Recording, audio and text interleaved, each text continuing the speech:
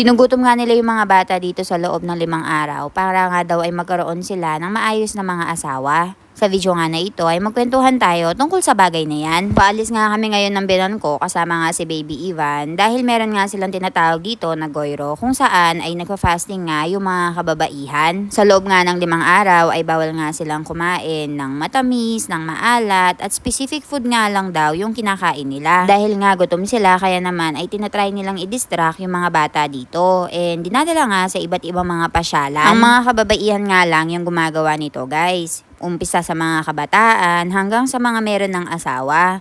Para naman sa mga may asawa guys, nagpa-fasting pa rin sila para nga daw ay magkaroon nga ng malakas na pangangatawan at healthy ang mga asawa nila. Dahil nga foreigner ako guys, ay hindi naman ako pinipilit ng binan ko kung maniniwala ba ako sa ganito. Hindi nga rin siya nagpa-fasting, kaya naman ay hindi rin ako nag-fasting. Dahil nga merong swimming pool dito, kaya naman ay sumama na rin kami para kahit papaano ay mag-enjoy nga yung anak ko. Nung una nga guys, ay ayaw ko pa nga sumama dahil napakadami ko nga ginagawa. Pero sinabihan nga ako ng binan ko na mag-unwind naman daw ako kahit papaano at hindi lang puro trabaho. Kaya naman ay sumama na rin ako. Kasama nga din daw yung mga pinsan ni Milan na mga bata-bata na halos kasing idaran ko lang. Kaya naman ay mas mag-enjoy daw ako.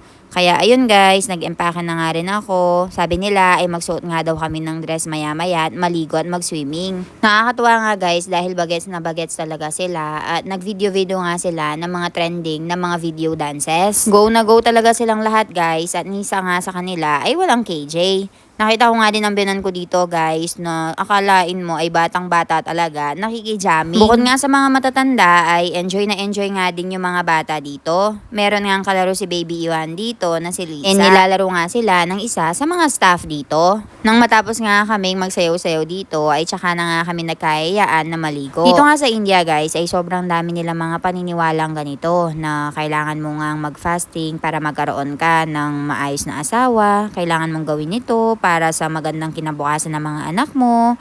Maraming mga paniniwala guys and depende na lang sa'yo kung papaniwalaan mo yon. Sa akin naman guys, sa point of view ko, wala namang masama kung paniniwalaan mo or hindi. Nasa yun kung gagawin mo or hindi. Ang kailangan mo lang gawin ay respetuhin mo. Sa atin ba sa Pilipinas guys, may mga pinaniniwalaan din ba tayong ganito?